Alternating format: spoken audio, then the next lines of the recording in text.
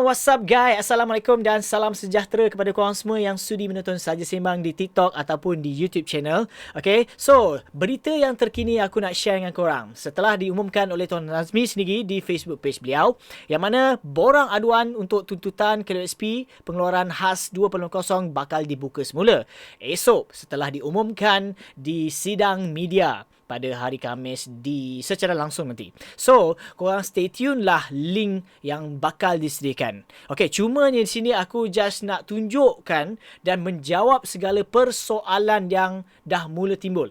Okay, antaranya, pertama, macam mana nak isi borang? Okay, yang kedua, bagi kategori yang dah isi borang pula tanya, macam mana nak check ni? Nak tahu kita ni submit ataupun tidak?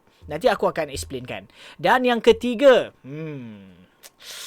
ada benda yang aku nak respon tentang perkara yang berkaitan dengan perubahan kata dari segi borang tersebut. Okey, sebelum ini dengan masalah pemohon, okey, yang mana dah isi borang aduan, dia tak tahu bagaimana nak dapat feedback. Nak katakan borang yang ataupun maklumat yang telah diisi tu betul dan adakah rujuk kepada email yang telah didaftarkan. Okay, so ketiga-tiga ini aku akan jawab dalam video ini, tapi korang kena stay tune saja. Okay, jom. Kalau kita lihat dekat paparan ini adalah dummy account. Okay, dummy Google Form. Okay, yang aku nak share dengan korang, okay, tak kisahlah korang di TikTok ke, yang mana aku create dummy account ni, okay, seakan macam borang terdahulu.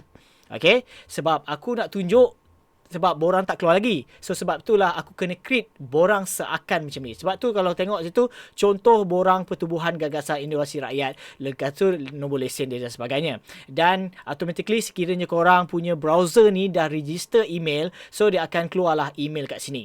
Okay. Dan berita yang terkini bagi korang yang mungkin nak tahulah, okay, bila dah isi, dapat tak email dia punya borang yang dia dah telah disubmitkan tu. So, ini aku nak terangkan. Okay, sekiranya pihak PJR ada buat benda ini, so maksudnya dia akan keluar paparan email ni. Email ini adalah email yang wajib korang isi. Selagi korang tak isi, benda ini dia tak akan go kepada korang punya email setelah korang dah klik sahaja button submit kat sini. Okay, biasanya kalau macam borang sebelum ini dia tak ada tau. Okay, dia tak ada.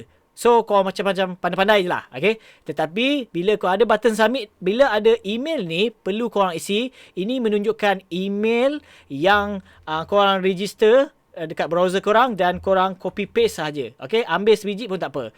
So nanti apa-apa hal dia punya ni aku akan tunjukkan satu-satu.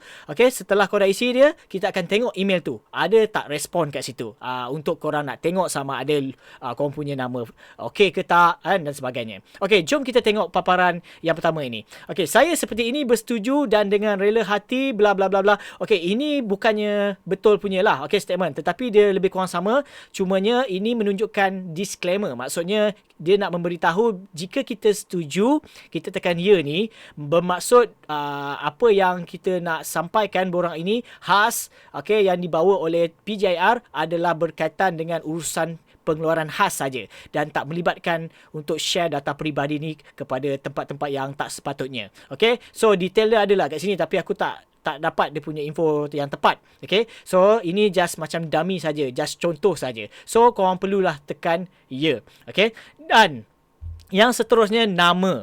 Okay, nama penuh korang. Ingat, macam mana nama IC, macam itulah nama korang. Dan nombor kad pengenalan. Okay, kalau kita lihat kat sini ada star. Simbol star ini bermaksud wajib korang isi. Okay, dan juga alamat penuh. Tadi aku ada call sendiri pihak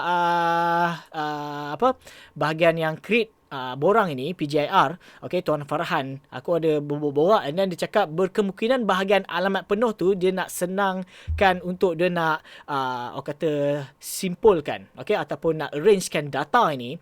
Mungkin dia akan pilih kepada negeri saja. Ada option untuk negeri saja, bukan alamat penuh. Tetapi ini tak confirm lagi. Okay, ini tak confirm lagi. Tapi sekiranya ada negeri-negerilah. Tetapi sekiranya korang perlu access ataupun perlu jawab alamat penuh lah. Okay, so kita pergi balik. Dan nombor ahli KLSP.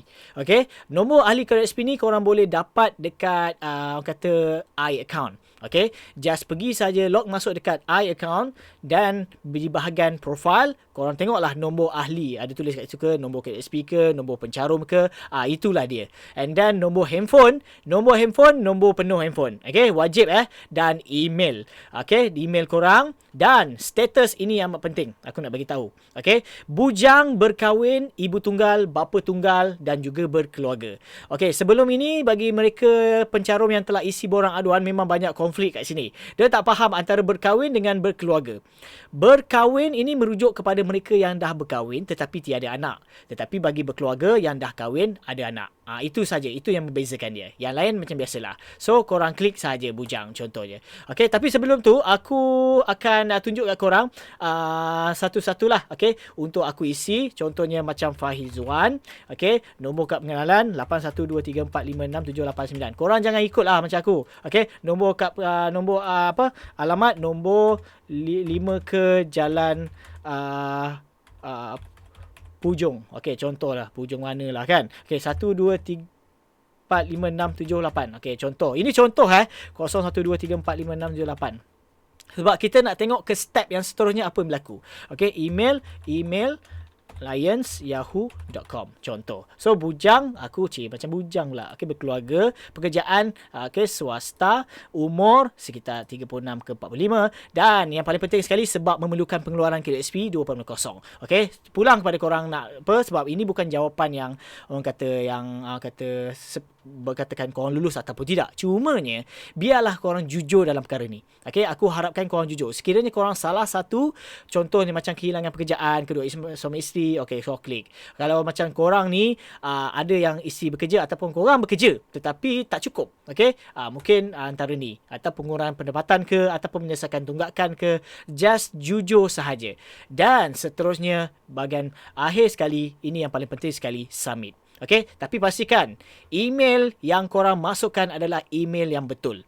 Okey, kalau tak dia tak boleh nak turn kepada email yang korang dah register tadi. Sebab korang nak tengok sama ada dah register ke, dah dapat ke ataupun tidak.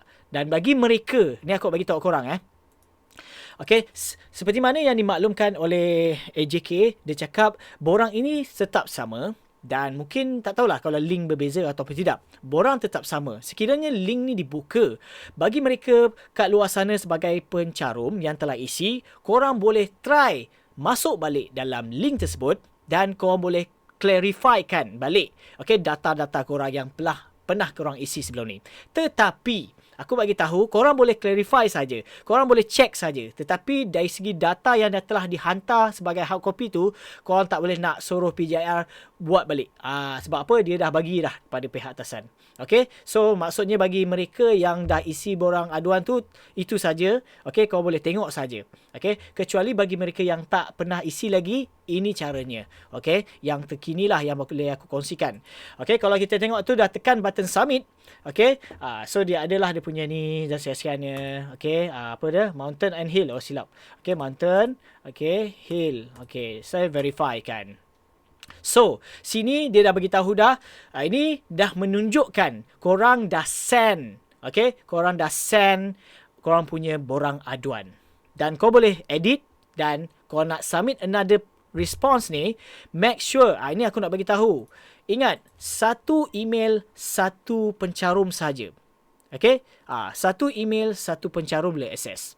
So, tadi kita dah tengok kan? Okay? Tadi kita dah tengok, kita dah send. Sekarang ni kita nak tengok, adakah kita dapat tak borang tu dekat email? Okay, jom kita tengok. Okay, so kalau tengok situ nampak Google Form contoh borang pertubuhan. Okay, ini contoh kau klik saja. So, kat sini barulah korang akan nampak borang tersebut yang telah korang isi tadi. Nampak? Dan malah korang boleh edit balik. Contoh macam tak puas hati. So inilah yang terkini yang aku ada cadangkan dan mungkin akan terjadi nanti setelah borang ini telah dibuka oleh PJIR. Please, aku nak remind kepada korang semua, okay, borang kali ini aku takkan share link borang tu direct dekat my bio ataupun ruang description. Cumanya aku akan share link Facebook page PJIR sahaja. Okay, link Facebook page PGIR seperti biasa. Okey, itu saja perkongsian dalam episod kali ini. Diharap sedikit sebanyak memberi info yang terkini daripada channel Saja Simbang. Bagi korang yang masih lagi belum subscribe ke channel ini guys, please klik button subscribe. Jangan lupa tekan button on notification. Jangan lupa follow bagi viewers di TikTok. Okey, aku Faizwan. Assalamualaikum.